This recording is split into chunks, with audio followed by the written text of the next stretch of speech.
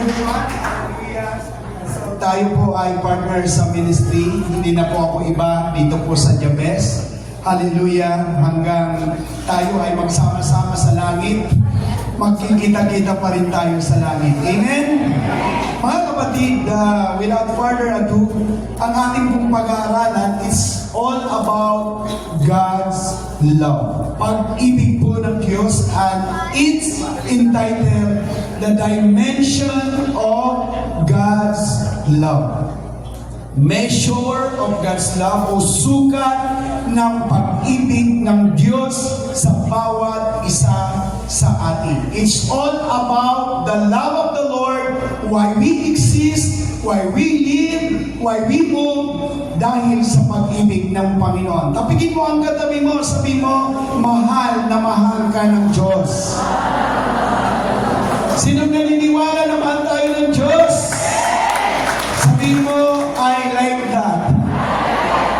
Basa tayo, mga kapatid. Hallelujah. Sabi ko dito sa Ephesians 3:18, Message Translation, you'll be able to take it with all Christians the extravagant dimensions of Christ's love. Reach out and experience the breadth, test its length, plumb the depths, and rise to the heights. Hallelujah! Sa isa po, mga kapatid, na translation, ito po ang pagkakasabi sa good news naman. So that you, together with all God's people, magsabi nga po ng hallelujah ang lahat ng anak ng Diyos. Sabi niya, may have the power to understand how broad, hallelujah, and how long and how high and deep is Christ's love. Alam niyo po kung ano ang pag-ibig ng Diyos, kung ano ang taas, ano ang lalim, ano ang luwag, ano ang haba. It speaks about the cross. Tingnan po natin ang next slide. Hallelujah. Ano ang taas? Ano ang lalim? Ano ang luwag? At ano ang haba? Ipinahayag ng Diyos ang pagmamahal sa iyo sa pamamagitan ng kanyang pagkamatay sa krus ng Kalbaryo. Para wala akong kausap. Yan pa, isa pa yung amen na yan. Libre po yung amen. Ang ibig sabihin ng amen, mangyari ang sinasabi mo sa akin. Baka uuwi kayo, nothing happen. Because ang salita ng Diyos, hindi lamang pinapakinggan, ito ay sinasampalatayanan, sinasang-ayunan, at inaangkin by saying, Amen! Amen! Sabi ko, ang pag-ibig ng Diyos ay ipinahayag sa atin when Jesus Christ died on the cross for you. Hina na naman. Ano ba yung, hirap naman ganyan kinidyo. Sabi mo, Amen! Huwag kang maiyak kasi alam niyo po, once you agree the word of God, hallelujah, it will automatically happen sa buhay mo. Amen!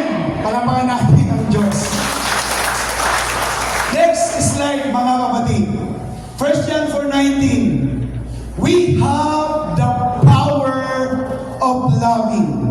You are able to love your loved ones, your wife, your husband, your children. You have that power of loving because He first had love for us. Ang sabi ng Bible, para matuto kang magmahal, una kang minahal ng Diyos. Hallelujah! Praise God! Kaya it's easy for us to love our loved ones, to love our father, to love our mother, because we experience first the love of God. Kasi ang sabi mo, next slide, hallelujah, you cannot give love if you don't have God's love. Hindi mo kayang ibigay ang pag-ibig kung wala kang pag-ibig. Amen? Sabi mo sa katabi mo, I love you. Nako, ang mga magaganda ang ito. Iba hindi nagpa-participate. Killjoy. Sabi mo sa kaliwa, kanan, harap at likod, sabi mo, I love you. Pumalagpat nga po ang mga nagmamahalan. Amen. Praise God. Next, sabi po ng 1 John sa message naman, same verse, we, though, sabi niya, are going to love, and to be loved. First, we were loved, now we love. He loved us first. Next slide, ito po ang dahilan. We exist to love and to be loved. Alam niyo po, kahit nananahimik ko kayo, kaya ka naghahanap ng partner kasi gusto mo mahalin. Sabi ko nga, yung mga matatanda, yung mga may edad, hindi na nila kailangan ng kayamanan, hindi na nila kailangan ng karangyaan. What they need is your presence and your love. Ang hinahanap ng mga may edad ng magulang, pagmamahal ng mga anak. Tanungin mo ang katabi mo, dinalaw mo na ba ang mga magulang? Nalungkot sila. Hallelujah. Again, alam niyo po, mga kabataan na narito, bakit kung saan ka naghahanap ng pag-ibig? Sabi ko nga sa ating panahon ngayon, minsan ang pagmamahal hindi nararanasan sa kanilang pamilya. Kaya hinahanap ng isang anak, ng isang binata, ng isang dalaga ang pagmamahal at minsan nasusumpungan nila sa maling barkada. Praise God. Para hindi yata nakaka-relate. Ulitin ko, maraming mga kabataan ngayon ang napapaniwala dahil sa paghahanap ng love and acceptance. Tingnan mo nga ang katabi mo. Hallelujah. So ulitin ko, we exist to love and to be loved. Nakakapagod yung ikaw lang ang nagmamahal at hindi ka minamahal. Because the purpose why you love is for you to be loved in return. Nakakapagod ang one way na pag-ibig. Kaya nga sabi ng Bible, love one another. Mahalin mo ang iyong kapwa para mahalin ka ng kapwa mo. Hindi pwede puro pastor lang ang nagmamahal sa membro. Dapat ang membro rin nagmamahal sa pastor. Amen? O sabi mo nga ulit, I love you. Tingnan mo ang katabi mo, sabi mo, I love you. Alam mo, sabi ng Bible, sa 1 John, magsiibig kayo wag sa salita, kundi sa gawa. Hallelujah, amen? O sabi mo sa katabi mo, libre kita mamaya. Hindi naman pwede na puro na lang, I love you 3 times a day, 7 times a day, na wala tayong ginagawa. Ang pag-ibig mas nararamdaman sa gawa. Amen? Praise God. Ang iba hindi na mag-I love you yan kasi may gawa pala ang I love you. Tama? Praise God. Okay, next po, mga kapatid. Hallelujah. Sabi says, the person who refuses to love doesn't know the first thing about God because God is love. So you can't know Him if you don't love. Malalaman mo raw ang taong may pag-ibig kasi marunong magmahal sa kanyang kapwa. May nagtanong sa akin, Pastor, paano ko malalaman na may pag-ibig ako ng Diyos? Sabi ko sa kanya, you will know if you have the love of God, if you are able to love the unlovable people. Madali mahalin ang taong mabait, pero mahirap mahalin ang mga tao nagsalbahe sa iyo. Pero pag kaya mo nang mahalin ang mga tao hindi kayo ibig, you have the love of the Lord. Amen? Sa paglalakpak sa Panginoon. Hallelujah. So God is love. Church, hallelujah. For us to have the love of God, we need God. Because God is love. Next slide, praise the Lord. God doesn't possess love. He Himself is love. Ang Diyos ay walang pag-ibig. Kasi siya mismo ang pag-ibig. Ngayon, kung si Kristo ay nananahan sa iyong puso, you have the fullness of God's love. Amen? Sabi natin, kailangan natin si Jesus. Amen? Okay, next po, mga kapatid, 7 bagay ang ating aaralin. God's love is unconditional. Hallelujah. Basa tayo. Sabi po ng scripture, but God has shown us how much He loves us. It was while we were still sinners that Christ died for us. Alam niyo po, hindi pa kayo ma-attend sa Jabez. Hindi pa kayo kumikilala kay Lord. Hindi pa kayo sumasampalataya kay Lord. Minahal ka na ng Panginoon. Kung itutuloy po ninyo ang verse, ngayon pa, ang kasunod niya na verse, ang sabi niya, ngayon pa, sa Kapampangan, ngayon pa, kung noon makasalanan ka, minahal ka na ng Diyos, ngayon pa, na mananampalataya ka, ang hindi mo maranasan ang pagmamahal ng Diyos. Amen? Amen? Hallelujah! Ngayon pa, kaya praise God, ako, I am proud enough. Noon, masama ako. Noon, hindi ako may kilala kay Lord. Minahal niya na ako. Ngayon pa kaya na pastor na ako, ang hindi ko maranasan ang kanyang pagmamahal. So mga kapatid, remember that God loves you despite of or in spite of. Bakit? The love of God is unconditional. Amen? Ang tao lang naman ang may condition. I will love you because. Laging may because. Pero si Lord, He will love us despite or in spite of. Maging sino ka man, mahal ka ng Panginoon. Amen? Amen? Next po, mga kapatid. So, God's love is unending.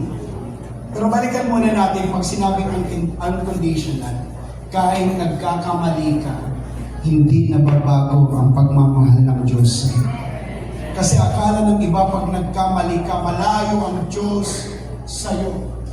Lumalayo ang Diyos sa'yo. Pagka nagkasala ka, akala mo ang Diyos ay galit sa'yo.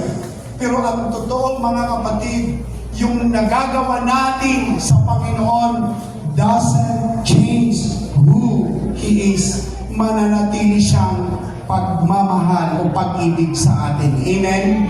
Kaya unconditional, mga kapatid, wala namang perfect sa atin. Nakakagawa tayo ng pagkukulang sa Diyos. Pero uulitin ko, hindi makapagbabago yan kung sino ang Diyos sa atin. Amen? Ang tao lang naman, pag ginawan mo ng masama, nagbabago ang pag-ibig at pagmamahal nila sa iyo. Dati ang sweet niyo, ang tawagan niyo matamis, honey, sweet, sugar, hallelujah. Pero nung medyo kumangit na ang sitwasyon, hindi na naging maganda ang pagsasama, hallelujah, praise God, suka na lahat. Maasim ang mukha, maasim ang amoy, maasim lahat, praise God. Pero ang Lord, hindi siya nagbabago, mga kapatid.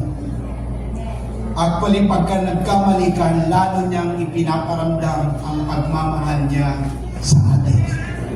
Amen? So God's love is unending. Ibig sabihin, minahal ka kahapon, minamahal ka ngayon, maaasahan mo rin na mamahalin ka bukas. Hallelujah. Basta tayo. Sabi po ng Bible, sige po, Christ's love has moved. By the way, sa Jeremiah, ang sabi po ng Jeremiah, I have loved you with an everlasting love. Sabi mo nga, unending. Hindi po natatapos ang pag-ibig ng Diyos. Amen? Amen po ba? Gusto niyo po ba ng walang katapusan na pagmamahal? Pag sinabing never-ending or unending, sa panahon na may pinagdadaanan ka, mahal ka ni Lord. Sa panahon na nagtagumpay ka, mahal ka ni Lord. Sa panahon na may pagsubok ka, mahal ka ni Lord. Sa panahon na sumasagana ka, mahal ni Lord. Bakit? Sabi ng Bible, ang pag-ibig niya ay hindi natatapos. Amen? Amen po ba? Tuloy-tuloy po ang pag-ibig ng Diyos. Palakpakan natin siya. Hallelujah. Sige po next. Praise God. God's love is unfailing love. Ang pag-ibig ng Diyos ay hindi po bumibigo. Basa tayo. Actually po, dinidefine ng marami ang 1 Corinthians 13, the love chapter. Pero alam niyo po, iyan po ay hindi pag-ibig ng tao. Ang dinidefine sa 1 Corinthians 13 is not the love of man. It's the love of God. Kasi sabi ng Bible, love never fails. Only the love of God never fails. Pero ang pag-ibig ng tao, pwedeng siyang back-fail.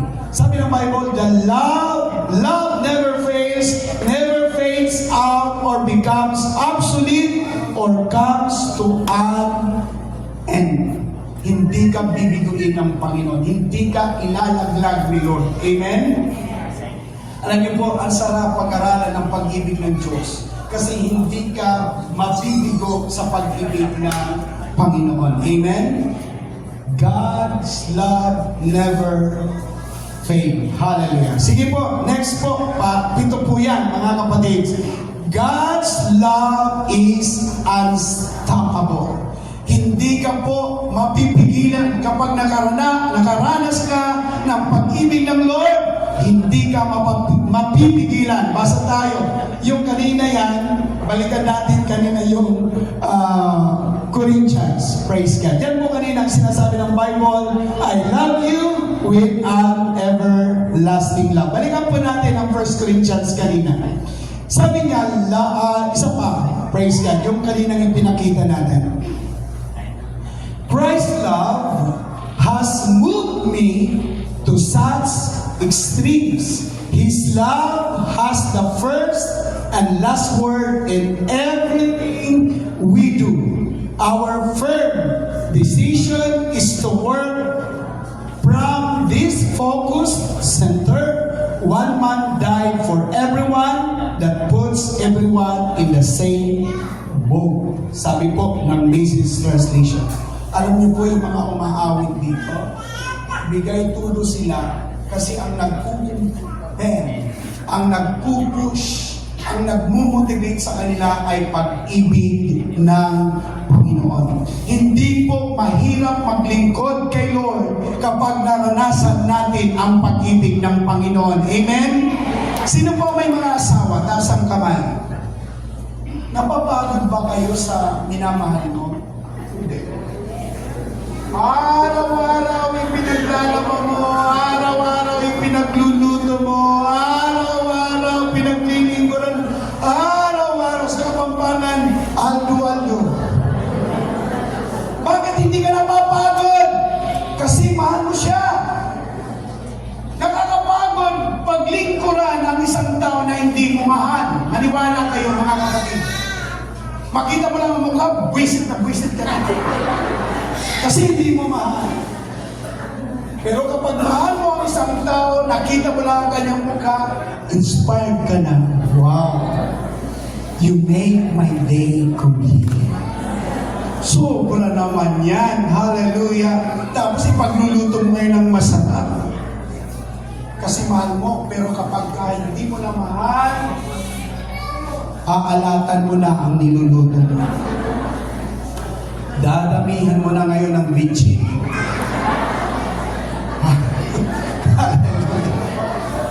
Kasi ang pag-ibig ng tao always fail. Pero ang pinupunto ko po, pag mahal mo ang isang tao, hindi ka napapagod paglingkuran. Amen? Ganon din po kay Lord. Sa lahat ng mga taga-Jabez, praise God, na member, hindi yan napapagod tumugtog, hindi yan napapagod maglingkod kay Lord. One thing for sure, ang nag-i-embed sa kanila ay pag-ibig ng Diyos na kanilang naranasan. Amen? Sabi mo, I like that. Praise God. So mga kapatid, unstoppable. Kahit bumabagyo yan, pag na may pag-ibig ang Lord na naranasan niya, hindi yan titigil. Praise God. Walang pwede makapagpatigil sa atin. Amen? Ako nga mga kapatid, praise God, galing ako ng Dubai, may nag-offer sa akin, Pastor Lito, i-give up mo na ang ministry at mayroon kang trabaho na naghihintay sa Dubai, $120,000 a month. Sa ministry, di magtumatanggap ng 120. Ako pa nagbibigay. Pinamimili ako between. Sabi ko, kahit wala mang tinatanggap kay Lord as a church, pero ang nagpupos sa akin pag-ibig ng Panginoon. Amen? Hallelujah. Hindi ko nababayaran ang pag-ibig ng Diyos na nag-i-impel sa atin. Amen? Yung mga pastor natin, nagtsatsagayan sa kapapaloam, sa kabibisita, sa kai-invite sa isang dahilan. Because of the love of the Lord.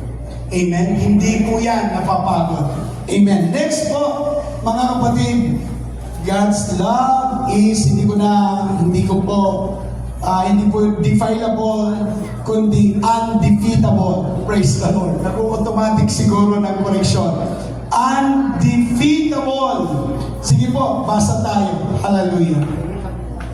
Next verse po, mga kapatid. Sabi niya, praise God, and hope does not put to shame because our hearts are full of the love of God. So, undefilable. Ibig sabihin, hindi po siya, mga kapatid, na nagdudungisan, narurungisan. Kasi ang isang puso na puno ng pag-ibig ng Diyos, wala nang tuwang ang mga negative sa puso natin. Amen?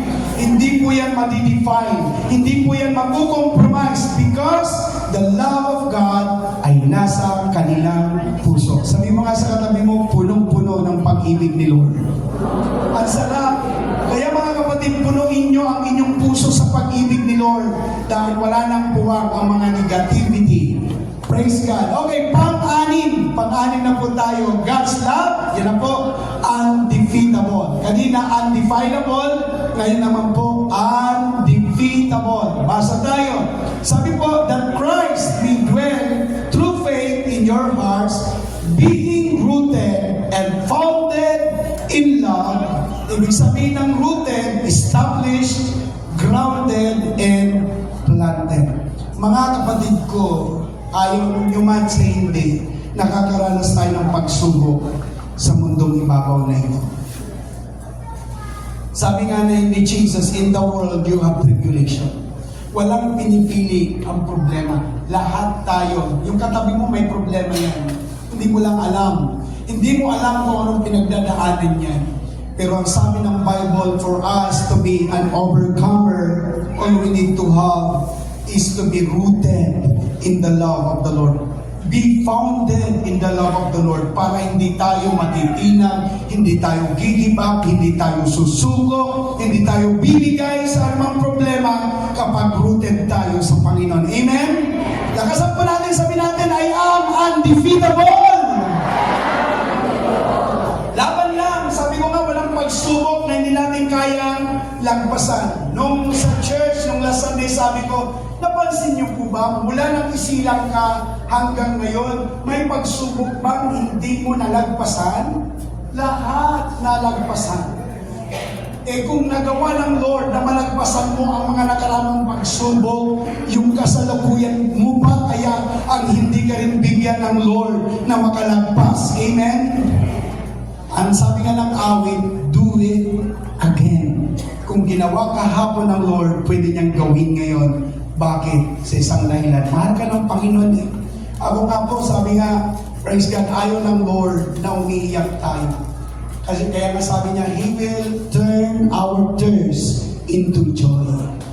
Papalitan niya ang kanyang luha ng kagalakan. Alam niyo po mga kapatid, tandaan ko ninyo, lagi ko sa altar ko, lagi ko sinasabi, ang luha, ang tanging lingwahe na ang Diyos ay nakakaintindi. Kahit hindi ka na magsalita, alam ng Lord kung bakit ka umiiyak. Amen? So, praise God, being rooted and founded in love. Okay, next po, pang 7, the last one. God's love is unseparable. Hindi ka na pwede ngayon mahiwalay sa Panginoon. Basta tayo, sino ang maghihiwalay sa atin sa pag-ibig ni Kristo? Ang kapigatian ba? Hindi. Ang kahapisan ba? Hindi rin. Ang pag-uusig ba? O ang kagutom? O ang kahubaran? O ang panganib? O ang tabak?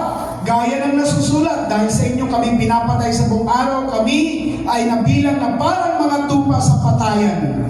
Hindi, kundi sa lahat ng mga bagay. Sabi nga ninyo, lahat. Ay grabe, lahat yan.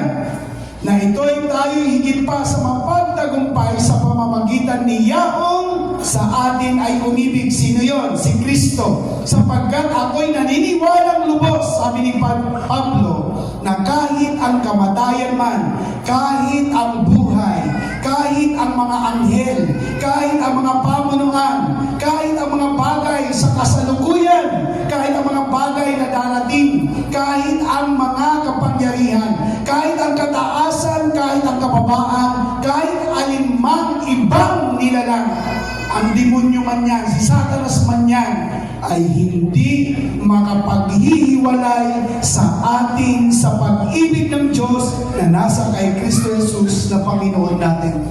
Church, maniwala kayo, hindi ka na pwedeng mahiwalay sa Panginoon. Amen? Ano man ang pinagdadaanan mo, hindi ka na mahiwalay kay Lord. Masaya pa kayo mga kapatid? Grabe, pag sinabing hindi mahiwalay, praise God, lahat ng bagay sa taas, sa lupa, sa ilalim ng lupa, no one is able to separate you from the love of God. Kaya hindi na po kayo mawawala dito sa church because ang pag-ibig ng Diyos ay naranasan na natin. Amen? Amen? Okay, next po, praise God. Sabi niya sa John 17:23, I am in them and you are in me, so they are completely united. In this way, the world knows that you have sent me and that you have loved them in the same way you have loved me. Church, may nagtanong sa akin, Pastor, paano ko masasabi o gaano ba ako kamahal ng Lord? Sige, next slide. Ang sabi ko dito sa next slide, we will not be able to know how much the Father loves us unless first we know how much the Father loved Jesus. Maiintindihan mo kung gaano ka kamahal ng Diyos pag naiintindihan mo kung gaano kamahal ng Ama ang kanyang anak na si Jesus. Anong laging sinasabi ni Jesus ng Ama? Sige po, next. Sabi ng Father, this is my beloved Son in whom I am well pleased. Ang lumalabas sa bibig ng Ama, this is my beloved Son. Nung binautismuhan si Jesus. Nung figure naman siya, doon sa bundok, basa tayo, next slide, hallelujah. Sabi po naman dito, na-transfigure si Jesus, this is my beloved Son, in whom I am well pleased. Mga kapatid, para malaman po ninyo, when Jesus transfigured figure sa mundo, ito po yung malapit na po siyang mamatay sa cross. Yung kanina, yung binautismoan sa tubig, at sabi ng Ama, ito ang pinakamamahal kong anak na lubos kong kinalulugdan. Ang Ama never change sa pagmamahal niya sa kanyang anak. Amen? Ano man ang kaharapin ng kanyang anak, isa lang ang lumalabas sa bibig ng Diyos. This is my beloved Son. Okay, next po mga kapatid. Satan. Caution na yun ha, caution. I'm about to be done. Caution! Satan is trying to snatch or believing that God loves you. Every time He wants you to doubt God's love for you. Ingat tayo. Kasi pinapaisip ni Satanas sa atin na hindi ka mahal ng Lord pag may pinagdadaanan ka. Basa tayo. Sige po, next. Sabi po ng Matthew 4:4, datapwa, siya ay sumagot at sinabi, nasusulat, hindi sa tinapay lamang mabubuhay ang tao, kundi sa bawat salitang lumalabas sa bibig ng Diyos. Malapit naman po ako matapos makinig kayo. Sabi po ng Bible, hindi lamang ang tao nabubuhay sa tinapay, kasi tinapay ang binanggit kasi sa Israel yan. Kung sa ating panahon, hindi ka lamang nabubuhay sa kanin, kundi nabubuhay ka rin sa salita ng Diyos na lumalabas sa bibig niya. Amen? Ano ang lumalabas sa bibig ng Diyos? Kung babasahin natin kanina ang 3:17, this is my beloved Son. Church, pag magbabasa kayo ng scripture, context lagi, context. Kasi sabi ng Bible, lumalabas sa bibig ng Diyos. Sabi ng iba, Word of God. Hindi yun. Nasa chapter 4 tayo, balikan mo ang chapter 3. Isa lang ang lumabas sa bibig ng Diyos. This is my beloved Son. Yun ang lumalabas sa bibig ng Diyos. Kumbaga, ililiteral natin, sinasabi ng Diyos, huwag ka lang mabubuhay sa tinapay, mabuhay ka rin sa pag-ibig ng Diyos. Amen. Palapakan natin ang Panginoon. Next. Sige po. Ito na po. Pagdating ng 6, the devil said kay Jesus, if you are God's Son, anong sabi ni Satanas? If you are God's Son, something is missing. Sabi niya, jump off. Tumalong ka. Magpatihulog ka. Praise God. Ano ang dapat sinabi ni Satanas? If you are God's beloved Son. Pero ang sinabi niya, if you are God's Son, He omitted the word beloved. Bakit? Kasi sa panahon ng pagsubok, gusto ipaisip ni Satanas na hindi ka mahal ng Diyos. Sa panahon na may karamdaman ka, ipinapaisip ni Satanas na hindi ka mahal ng Diyos. Pero ang totoo, mga kapatid, hallelujah, pag nadapa ka, ang sasabihin ng Lord, anak, mahal kita, tumayo ka, magpatuloy ka.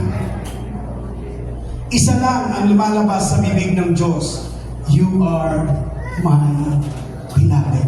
Because ang pag-ibig ng Ama kay Jesus is the same love na ipinaparanas ng Diyos sa atin. Amen? Alapakan nga po natin siya. Grabe. Hallelujah. Hallelujah ang pag-ibig ng Panginoon. Next, praise God. In spite of and despite of all your shortcomings, Jesus loves you. Natandaan niyo po yung prodigal son? Ang prodigal son, nagre-represent yan sa mga tao na lumayo kay Lord. At ang Ama doon, nagre-represent sa Diyos. Nag-rehearse ang prodigal son. Babalik ako sa aking Ama. sasabihin ko na lang, wag mo na ako ituring na anak, ituring mo na lang ako na isa sa iyong mga alipin. Dahil hindi na siya karapat-dapat. Pagdating doon, hallelujah, hindi man niya nabanggit ang heirs because the father ignored kung ano man ang kanyang nagawa. Ang mahalaga kasi kay Lord, yung kanyang relasyon sa iyo. Sabi mo, mahal ka ni Lord. Kaya kahit nakagawa ka ng pagkakamali, pagkakasala, pagkukulang, rest assured ka na mahal ka pa rin ng Panginoon. Amen?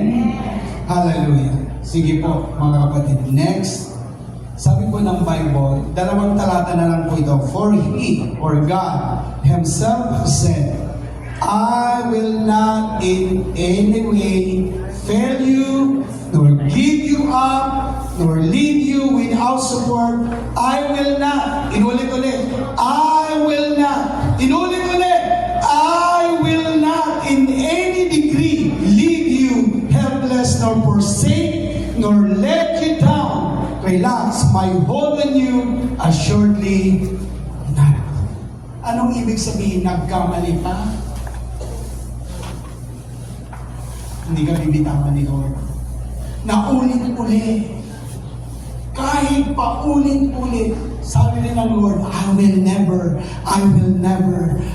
never forsake you, leave you. Hindi ka bibitawan ng Panginoon. Amen? And last, anong ating part? Ito na po, ang last verse natin. Sa 1 John 4:16, and we know, naintindihan natin ang 7 uri ng pag-ibig ng Lord. Understand, recognize, and conscious of by observation and by experience, and believe, adhere to, and put faith in, and rely on the love of God cherishes for us. Church, hindi lang po sapat na malaman mo at maintindihan mo ang pag-ibig ng Diyos. Dapat sampalatayanan mo na mahal ka ng Panginoon. It's not enough just to know, you have also to believe. Sabi mo, mahal ako ni Lord. Sino po ang mga first timer? Taas ang kamay. Praise God. Alam niyo po, mga kapatid, it's all because of the love of God. Kaya tayo nabubuhay dahil sa pag-ibig ng Panginoon. So, si Pastor Lito, kung ako ay binitawan ng Diyos, wala po ako ngayon. Nabuhay ako, naging tao ako dahil sa pag-ibig ng Diyos. Alam niyo po, when I was conceived by my mother, ang iba nakarinig na, pero sa mga baguhan, it's your first time na marinig.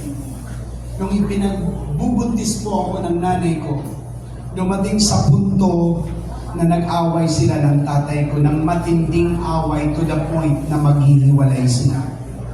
So lahat ng galit na nanay ko sa tatay ko, sa akin ay buntod. So dinudurog niya po ako sa kanyang tiyan just to abort me. At umiinom siya ng lahat ng mapapait na inumin just to abort me. Pero ang sabi po ng Jeremiah 1:5, in thy mother's womb, I choose you. Lahat po ng ina-attempt i-abort pag hindi natuloy, pag isinilang may kapansanan. Pero si Pastor Lito, buo, kasi may Diyos na nagmamahal. So, after 9 months, isinilang ako at hindi pa rin nawawala ang galit ng nanay ko. Sabi niya, kukuha lang ako ng sapat na lakas and I'm going to abandon you sa kanyang lahat ng anak. After 3 days, she abandoned us. At naiwan ako sa elder sister namin. Ang ginagawa po ng ate ko, pag nagsasaing, dinadamihan ng sabaw para yung ang ipansustina sa akin. Pero I refuse daw ng kasi instinct sa isang bata ang haplos ng pagmamahal. kapag ang bata umiiyak, kahit wala pang ulirat yan, pag kinalo niya ng nanay, nananahimik yan. Kasi ramdam nila ang haplos ng pagmamahal. Iyak daw po ako ng iyak magdamag, I'm looking for my mother. Laging sinasabi ng nanay ko, kahit ng ate ko, kahit hindi nakakaintindi, wala na nga si nanay, iniwan na tayo. So hindi na po ako nagtitig ng So, after 1 week, butot balat na po ako. And they were all hopeless.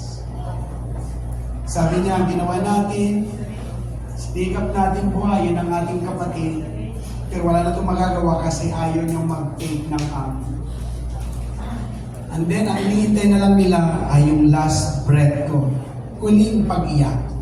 Kasi lagi nilang naririnig yung aking pag-iyak magdamag, maghapon, magdamag araw-araw, looking for my mother. Then, bago nila marinig ang muli kong iyak, biglang bumuhos ang malakas na ulan at yung aming dampak na bahay ay binayo ng ulan at nakarinig sila ng isang iyak ng bata sa di kalayuan ng aming kapitbahay. Dali-dali ang ate ko, binalot ako ng kumot. Kinalong ako, nagsuot siya ng salakot at sinugod ang malakas na ulan. Kumakatok siya doon sa kapitbahay. Tao po, tao po. Sabi ng kapitbahay namin, ano yun? Iniwan po kami ni nanay. Baka pwede po ninyong panuliin ang aming kapatid. To make the long story short, bagong panganak din, pinadede ako. Nabuhay ako sa ibang nanay. At ang bata na yon, kailangan ko, and he is my best friend until now. Kami mga magkakapatid ay 13, well-oriented kami sa trabaho, delegated ang trabaho, may taga-linis, may taga-laba, may taga-igib. Ang trabaho ko taga-igib. Lahat kami may trabaho and we're happy with our father kasi wala nga si nanay. Kumakain kami ng isang long table, kahit saging, kahit kamuti. Masaya kami because we were with our father. And one lunch, pagkatapos namin kumain, magliligpit na kami, biglang nagsabi ang tatay namin, mga anak, sandali na. Sabi ng ate ko, ano po yun tayo? Patawarin niyo ang inyong tatay dahil nagdesisyon ako dahil hindi ko kayo kayang papag-aralin, hindi ko kaya kayong buhayin mag-isa. Nagdesisyon ang inyong tatay na ipamigay ko kayo. Sabi ng ate ko, ay, masaya na kami. Kahit mahirap tayo, masaya na kami. Maya-maya, nagdatingan na po yung mga tito at tita namin para kaming mga aso na kanya-kanyang kinuha. Ang napuntahan ko, palapit na tito at tita. Bawal magkasala. Pag nagkamali ka, 3 hagupin ng sinturon. Leather po yun, leather na makapal.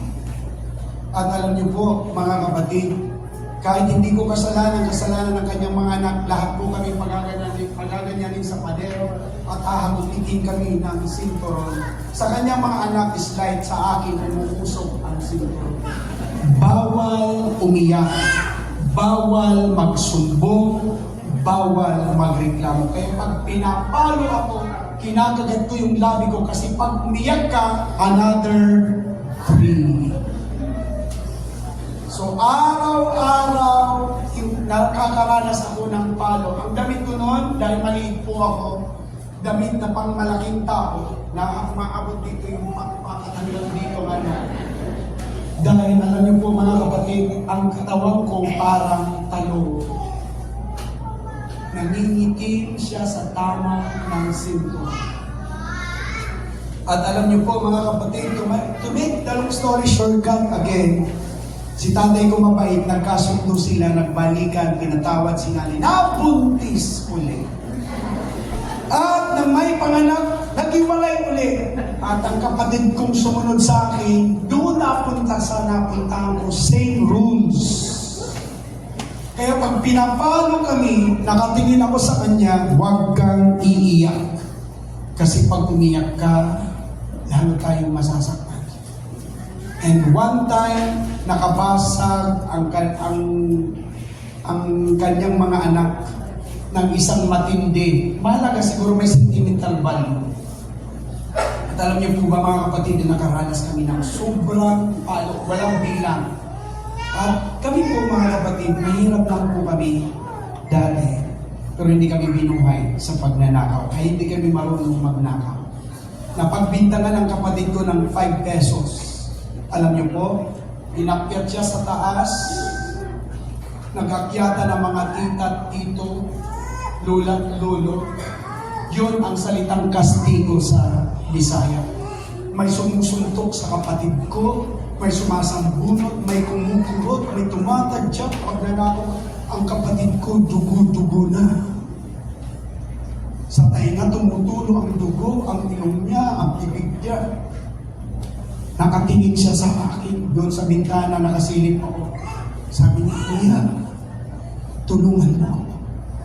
Wala kaming karapatan, may pagtanggol ang ating mga sarili. And one day, mga kapatid, alam niyo po, may nabasag na mas matindi ang kapatid ko. Alam niyo po, doon na po namin naranasan na hindi na po sinturon ang tumatama, kundi baking. Walang bilang. Tumatama, wala siyang pakialam kung saan tumatama na katawan namin. Gumugulong na ho kami sa dugo. Yun ang panahon na naghihintay kami ng nanay. Naghihintay kami ng tatay na sasapulo at kakabi sa amin. Na kahit yung hiling palo lang yung isasalo. Yung parang magtama na. Pero walang magulang na sumaktulo. Nagkasakit kami lahat at ang kanyang mga anak ng tikdas at saka trangkaso. Ang kanyang mga anak may lugaw, may gamot. Pero kami wala. Kasi ang salita ng tita namin kung may mamamatay, hindi ang aking mga anak, yung mga sabi. Kami po yun. Alam niyo po, hindi kami nakakakain ng lugaw, walang gamot. We survive by water. At alam niyo po, pag gumigising kami, nananariwa yung aming sugat kasi po dumidikit doon sa mga sugat namin. Nagbabago na naman ang pagdugo yung aming mga sugat. And after a week, kinukumbulsyon na yung kapatid ko, yakap-yakap ng kapatid ko. Sabi niya, Kuya, hindi ko na kaya. Alam niyo po, sabi ko, kayanin mo, kaya ako lumalaman kasi naandyan ka. Remember ha, mga magkakapatid, hindi niyo kalaban ng kapatid ninyo, kakampi niyo sila. Sabi ko, lumabang ka. Siyempre, I stood as Kuya, binabako siya, tumakas ko kami, hanggang makarating po kami sa pier. Kasi kung doon lang kami sa banda amin, pag nakita kami, papatay na po kami. So nakiusap ako sa kapitan ng barko, Sir, wala po kami pamasahe. Kailangan po namin makatawid sa Manila. Kahit taga-ugas na lang po ako. Kahit tagalinis na lang po ako sa 2 araw na biyahe ng barko sa dagat. Ako na lang po ang gagawa. Pumayag po ang kapitan. Nakarating po kami sa Manila at nanirahan kami sa Luneta. Hindi po kami namamalimos. Hindi po kami nanghihingi kasi mahihiyain kami. Ang amin pong sinusurvive, naghahalongkat po kami ng basurahan sa Jollibee at McDo. Yung mga tira-tira ang kinakain namin. At alam niyo po, paglaan ng panahon, sabi ko, hindi tayo pwede dito. May mayaman, nilapitan kami, Ma'am, pwede po ba ako mamasukan? Mabait po ako. Masipag po ako. Rinay ako ng naman, masipag ako, sabi ko, may kapatid pa ako sa Luneta na babae, siya na lang po ang makapasok, maghanap ako ng mga trabaho. So in other words, tinanggap kami at nakapagtrabaho ang kapatid ko. After 21 years, nasa terrace ako, umiiyak ako. Sabi ko, Lord, hindi pa ako nakaranas ng masayang buhay. Hindi pa ako nakaranas mag-birthday. 21 years old. Hindi kalayuan, mayroon pong church. Ang kinaganta nila, kaya paborito kong verse, 1 Peter 5:7. Cast all your cares on Him, for He cares for you. He is our peace. Nabagbag ang puso ko, dali-dali mo bumaba. Pastora, yung pastor ng church. Niyakap ko yung pastora, hindi ko mang kilala. Sabi ko, pastora, pwede ba kitang maging nanay? Bakit? 21 na po ako, wala pa ako nanay. So, tinanggap ako, tinuring niya akong anak, tinanggap ko pati ng kanyang manang. To make the long story short, pinag-aaral ng Bible School ng pastora. Sa puso ko, pinatawad ko na si nanay kasi pastora. Pero alam niyo po, mga kapatid, nung nagpapastor na po ako dito sa Pampanga, bigla may sumulat sa amin, si nanay na bumalik, tinanggap ni tatay, critical ang kondisyon. Sabi ko sa mga kapatid ko, pamasihan natin, papuntahin natin dito sa Manila para ipagamot. Sabi ng mga kapatid ko, wag, dapat siyang mamatay, masama siyang ina. Ang sabi ko, gaano ang kasama ang isang ina, ina pa rin natin siya. So nakumbinsi ko sila, pinadala namin sa PGH. Pagdating ng PGH, komplikado na po ang lahat ng mga internal organs niya. In other words, may taning na si nanay. So, para ma-survive siya everyday, kailangan ang 1,000 worth na gamot everyday. Mahirap yung mga kapatid ko. So, unang tinirahan niya sa Bulacan. 1 month, kasi may asawa na, inilipat sa kapatid ko sa isang lugar. Praise God. After a month, dahil may asawa na rin, may pamilya, lumipat ulit sa isang kong kapatid sa Makati. And last choice, it's me because way back then, binata ho ako. Sabi ng ate ko, to, si nanay, sa'yo namin, dadalhin. Ikaw ang walang asawa, ikaw ang mag-aalaga. Di mo mahirap? Yung hindi kayo nalagaan, ngayon mag-aalaga ka. So dinala si nanay, bukod na si nanay, ang payat, puti ang buhok, matanda, may hika. Hirap na hirap siya. So, ngayon, tinanggap ko. Alam niyo po, ang may sakit na magulang, irritable, lagi akong inaaway. Lagi akong inaaway. Pero okay lang kasi nanay ko siya. At alam niyo po, lagi akong tinatawag na tuto. Ayaw ko tawagin anak. Kasi sabi ko kahit hindi humingi ng tawad, basta tawagin lang ako na anak, masaya na. Hindi ako tinatawag na anak. Ang tawag sa akin tuto. Ang tuto ay galing sa salitang tinuto. Yung manok na sisil na maagang naiwan ng inahin, ang tawag yan sa waray, tinuto. Yung itututok na lang sa lampara para mainitan kasi wala na inahin. Ang tawag sa akin, tuto. Ibig sabihin, tinuto. Kasi maagang iniwan ng magulang. Sabi niya, tuto, abutin mo, tuto. At pinubuhat ko si nanay sa CR, pinapaliguan ko si nanay sa CR. At way back then, ang tinatanggap ko sa church, 300 a week, 1,000 a day. Anong gagawin ko? Naglalabandero ako. Sabi ng mga amigo, saan ka po punta, pastor? Nakabihis ako, magsi-cell group. Totoo po, cell group sa hapon, pero maghapon, naglalabang po ako para mabuhay ko si nanay. After how many months na gano'n, routine ang buhay, napagod po ako. Dumapa ako sa palpit. Sabi ko, Lord, pagod na po ako kay nanay. Baka pwede naman po humingi ako ng isang prayer. Pwede bang pagalingin niyo si nanay? At the Lord granted my prayer. Gumaling si nanay. Ang 1,000 gamot, 100 na lang bawat araw.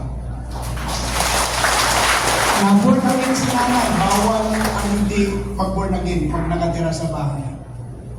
Then, nakakapagselos kasi ang bukang bibig niya, yung mga kapatid ko. Pero yung mga kapatid mo doon sa probinsya, walang uuwi ako. Yung bahay ko doon, wala na.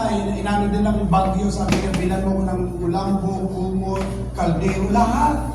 Nako, di ako naman para maibigay ko ang gusto niya. Binigyan ko 2 malalaking babae. Binilihan ko na ng ticket kung Sober Ferry. Papuntang Lake. Kahit sa kabila nagsiselos ako at hindi ako tinatawag na anak. So on that Sunday, nag-pre-preach po ako. Sabi ko na, umatin ka muna bago kita ihatid sa dako. So umatin si nanay. Pagkatapos ko po mag-preach, mga kapatid, Nag-iiyakan ang buong congregation. Umiiyak din ako na hindi ko naintindihan. Sinasabi ko, ini-impress ng Holy Spirit, bumaba ka, yakapin mo si nanay mo. Nakikipag-struggle ako. Sabi ko, Lord, alam mo naman, pinapatay ako ni nanay. Alam mo naman, ipinaampon ako ni nanay. Hindi ako niyakap ni nanay, tapos ganun papayakap ko. Ayoko, Lord. So, pangalawa, medyo mahina na ang Holy Spirit. Sabi niya, bumaba ka, yakapin mo si nanay mo. I refuse again. Sabi ko, Lord, I don't want to be hypocrite. Yayakapin ko si nanay, malayo ang loob ko. Ayoko yung paimbabaw na hindi ko kasali kalooban. So I refuse for the second time. At third time, mahina na po ang Holy Spirit. Baba ka, yakapin mo si nanay. Hindi alam ni nanay, ang pinapagawa ng Holy Spirit, hindi nila ano ng church. Nag-segue ako. Kako, Nay, ihatid kita mamaya sa dako. Hindi bang lumapit kayo sa harap para ipag-pray namin ang iyong biyahe? Lumapit si nanay. Sinunod ko ang Holy Spirit, bumaba po ako. Niyakap ko si nanay po na very first time. Itinapat ko po yung aking bibig sa kanyang tainga. Sabi ko, Nay, pasensya ka na. Kung hindi mo ko kayang tanggapin na anak, yun lang kasi na yung kaya ko. Pasensya ka na ako. Kung yun lang na gawa ko sa iyo. Alam niyo po, gumanti si nanay ng yakap for the very first time at nagsalita na siya. Sabi niya, anak, iiwanan na kita. Alam niyo po, church, yung daya, parang ang ibon na nakawala sa kulungan. Yung matagal kong hinihintay, narinig ko kay nanay yung tawagin akong anak. Then, giwalay kami, tinatid namin sa daw. Dumaan mo na siya sa Makati. Yung ate, bago sumakay ng, kasi sa Manila po kasi yung barko na sasakay niya. Hindi pa ako nakakasakay ng barko, nag-text na si ate. Sabi niya to, wala na si nanay. Alam niyo po, mas kahit mawala ng nanay. Si Pastor Lito Ulila ako, wala akong nanay, wala akong tatay, hirap. Wala akong mapagsumbungan. Wala akong katamay. Walang nagpapalakas sa iyo kapag may pinagdadaanan ka. Dali-dala akong pumunta sa Manila. Nakita ko si nanay nasa kabaong na nga. Sabi nito, nung mamatay si nanay, nasa ilalim ng hagdanan niya, kaupo, namatay siyang nakaupo, yakap-yakap yung Bible. The best gift ever that I gave her, the Bible. Alam niyo po, ibinigay sa akin ng Bible. Alam ko, sa dami ng chapters na pinagdaanan namin sa buhay, may last chapter ng Bible. Pinuksan ko agad ang dulo ng Biblia. May note si nanay. Sabi niya, anak, Toto, salamat. Dahil pinatagaan mo ako, minahal mo ako, pinagsilbihan mo ako. Church, alam niyo po,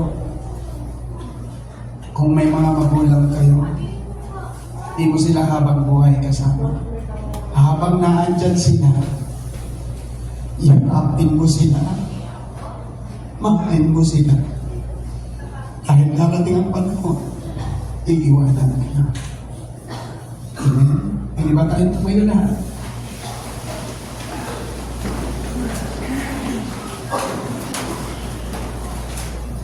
May nakikita akong may mga anak na kasama ng magulang. Pwede ba ako makiusap sa inyo na this point of time, lapitan mo yung magulang mo? Yakapin mo. Dalawang bagay ang aking iwan sa inyo. When was the last time na ina-appreciate mo ang mga magulang mo. Ma, salamat. Pa, salamat. When was the last time? And the second question is, when was the last time na sinabi mo sa magulang mo, Ma, kaluguran na ka. Pa, kaluguran na ka. Kailan ang huling panahon na niyakap mo ang magulang mo? Yung magulang mo, may nararamdaman yan, pero hindi sila nagsasalita para huwag kang mag-alala. Pero in reality, meron na. Amen? Church, it's all because of the love of God. Hallelujah. Sige po, kung may mga anak dyan, huwag kayong mahiya, be proud na may mga magulang tayo. Yakapin mo habang umaawit tayo sa Panginoon. Praise God. Hallelujah. Sige po, kami tayo. Thank you, Jesus. Hallelujah. Hallelujah. Thank you, Lord.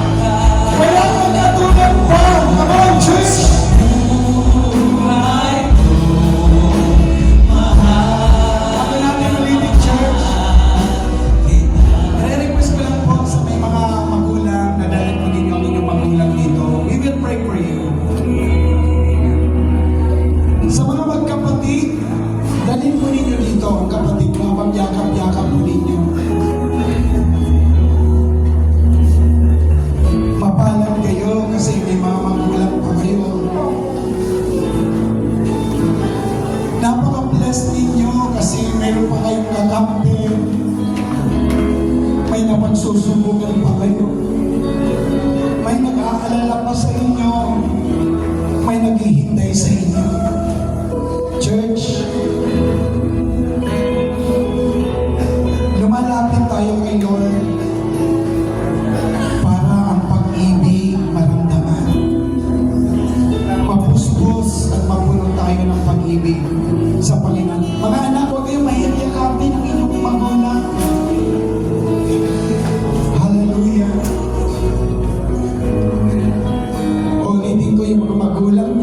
May nararamdaman na yun. Hindi lang sinasabi sa anak. Sinesekreto nila para huwag kayong mag-alala. Pero this morning, ano man ang prayer ninyo, hilingin natin kayo para mahabang buhay pa kayo na magsasama ng mga magulang ninyo. Amen? Sige po, habang yakap-yakap natin, sabi natin sa Panginoon, mahal na mahal. Hallelujah, hallelujah. Sige, church. Thank you, Lord. Hallelujah. May your love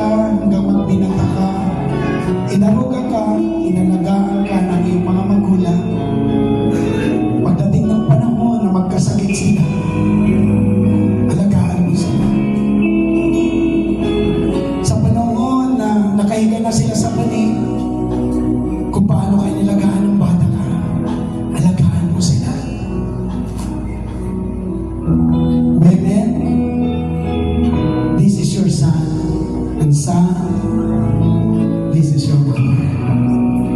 Sige po, mananalangin tayo. Panginoon, nagdesisyon silang lumapit sa naiintindihan mo yung luha ng mga anak at ang luha na pumapatak sa mata ng mga magulang. Lord, pangako mo sa amin that once we delighted ourselves before you, you will give us the desire of our hearts. Ano man ang kanilang desire, ano man ang kanilang prayer, pagkakasunduan, pagpapatawaran, kaligtasan man, kagalingan man, solusyon man sa mga problema, Jesus, ginawa mo na sa kanila. Tinugon mo na sila, Panginoon, because in your heart, ang bawat pamilya na narito ay gagalan mo ang kanilang prayers. Thank you every family. I bless every family. Pagmamahalan, kapayapaan, pagkakasundo-sundo, pagkakaunawaan, Jesus. And every family, I declare blessing na